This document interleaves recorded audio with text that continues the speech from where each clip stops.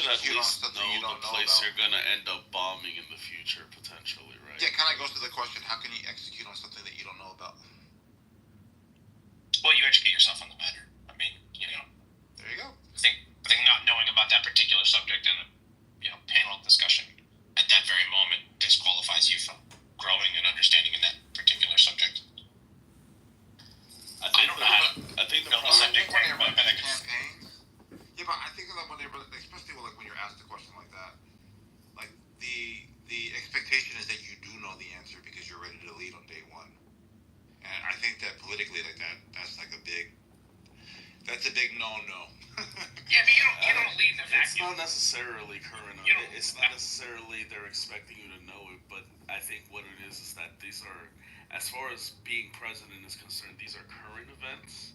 And if you're going to be running the country during these current events, you should at least know a modicum of what's happening. Bro, were you paying attention to a concept of a plan?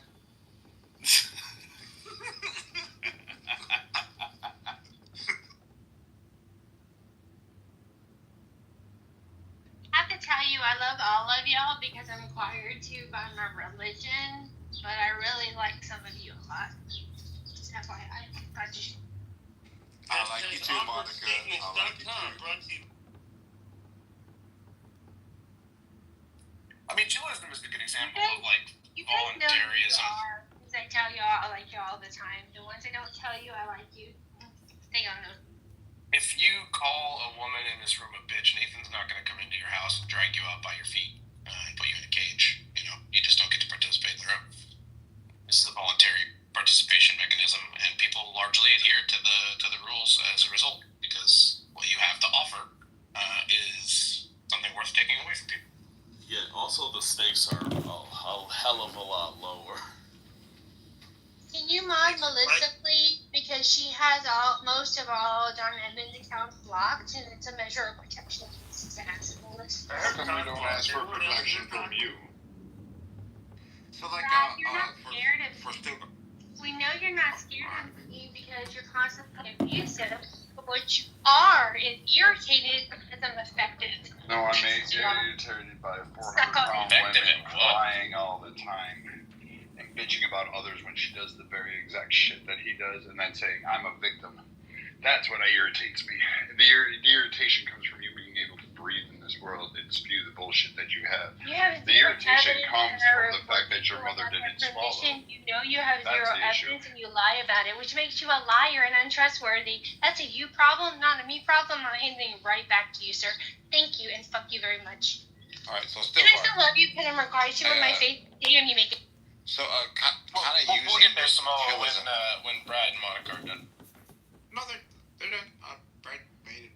Checkmate. I Damn, that's apologize. crazy. Brad made it her. No, so she used, so she understands it, right? Because as using chillism still guard. Your face is a pig. Nathan Knowledge, they're the authority apparatus. Moderators, they're an extension of the authority. So, you just got called an apparatus, Nathan. And then to navigate around that, right? She says, well, that might be true. They're the ones with the enforcement capabilities and the whatever. But as stage members, we can all collectively at the same time come off mute and make noise to drown somebody out.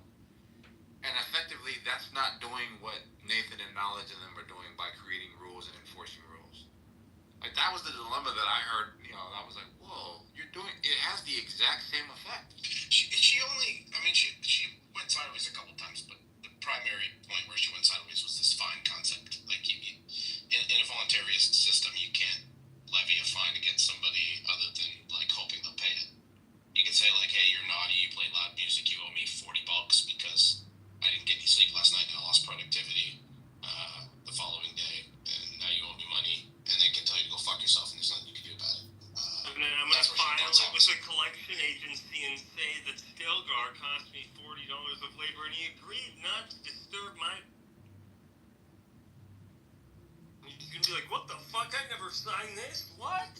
Where did all these naked photos of me come from? What the fuck?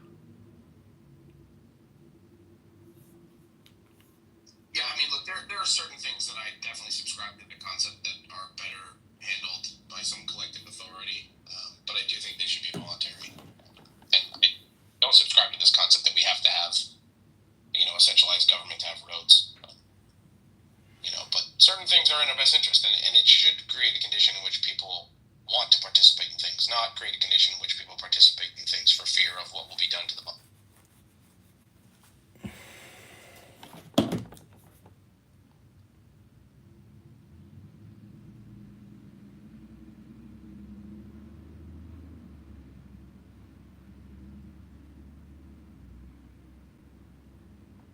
I think civil liability is a strong asset, and I think without some centralized government, you can't utilize civil liability against someone.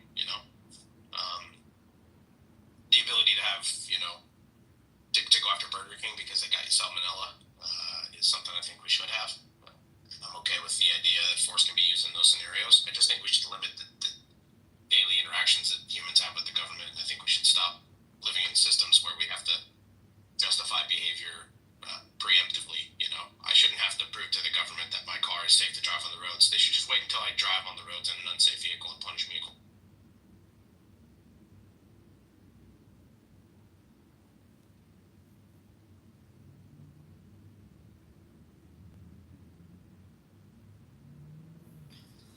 That's gonna be difficult to do in a community, especially a republic where people are concerned about their safety, the safety of their offspring, family members, etc., where they're like, why do I have to wait for a car accident to happen when we could probably preempt this?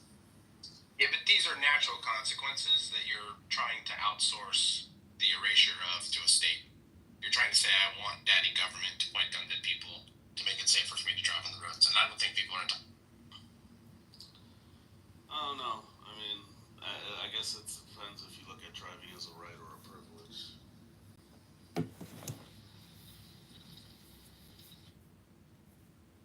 Sorry, I was voluntarily engaging in commerce with Starbucks and ordering a grande cold beer with light ice. Can you repeat?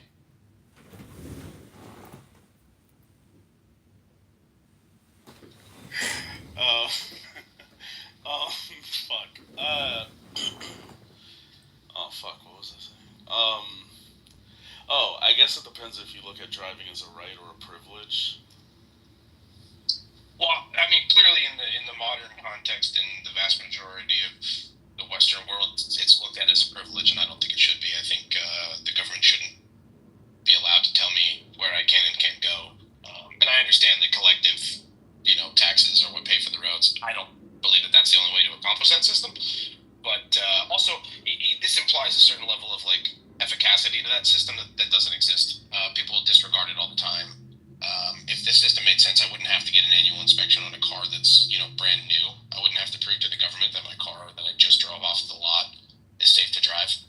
And you've got places like I'm in Florida right now; they don't require annual state inspections, and they don't have a tremendously higher number of traffic-related incidents. A lot of this stuff is used for pretextual stops to molest people on the roadways and come up with ways to manufacture creative ways that are legally permissible to violate the Fourth Amendment right.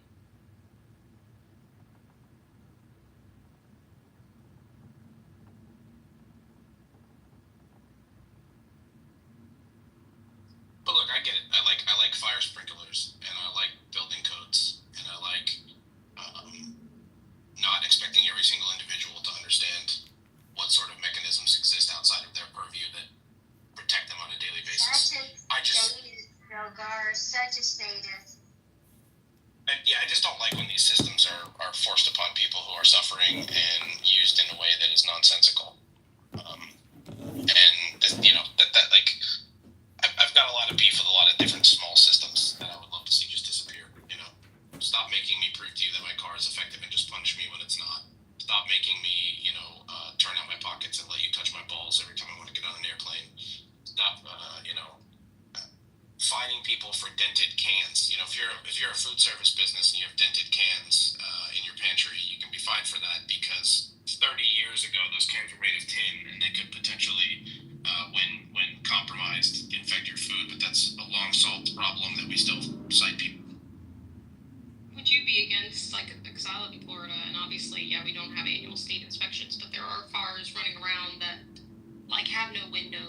or missing a door, or, I mean, clear safety issues. Personally, I think some kind of either yearly, bi-yearly, something like that inspection, only for these extreme things, would be beneficial, because there are some people rolling around in cars that really just should not be on the road here. I just think if you see somebody actively harming somebody as a result of neglecting their vehicle, then you punish them accordingly.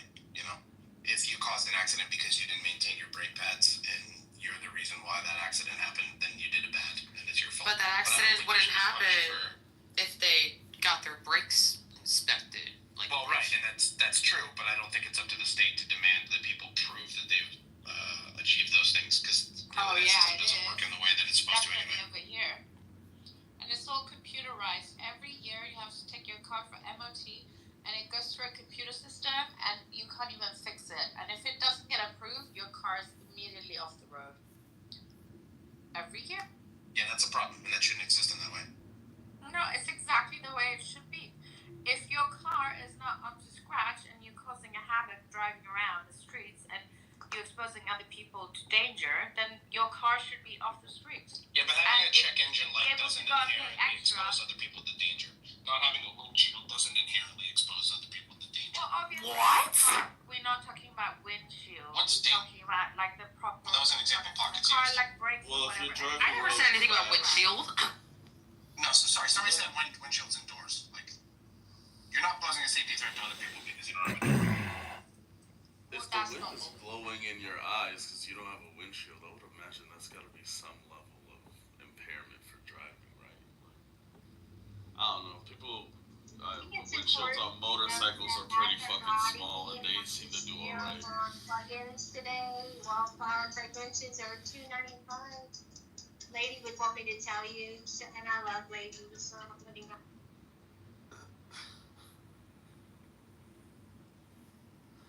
Somebody tell Beemaster Brad is gone. I'm glad to see you back in Wipeouts and Chillism. It's been a minute. Okay, I'll say that I'm not done taking my nap, but it is inevitable that I'm going to cut at least 2 stage members out by the end of the day. A great deal of things that you would fail most state inspections for aren't actual real-world safety implications. They have the potential to be safety implications, but I don't think people should be held financially responsible for harm that they may possibly cause. Yeah, but it's also business. Scott, welcome. You're right, it is a business. I'm recording the brain rot sufferers at Funhouse. You may be one of them. I'm sure you're aware of some of your brain rot. You just know exactly how bad things have gotten for you personally. This is an indication of significant brain rot. The thing is, it wouldn't necessarily be like that if a lot of people complained, right? Like, generally, it's usually lobbyists that get their way, but that's because of Sorry, let me turn the volume up here. Great again. It's fantastic. I mean, we know you're not a Palestinian, you're not a Guatemalan, you're here completely legally. You're not eating the dogs or the cat for that. Thanks, Scott. Do you have anything intelligent to say this afternoon on a beautiful Sunday as spring is rolling around the corner and we're about to go into a beautiful summer? Well, I'm like, I made the economy do like a Jesus Christ, right? It died and then it rose again, and who knows, maybe it'll die and rise again. A little Jesus economics. We love that. Oh, it's great news. So what are you doing the rest of the day, Dr. Scott?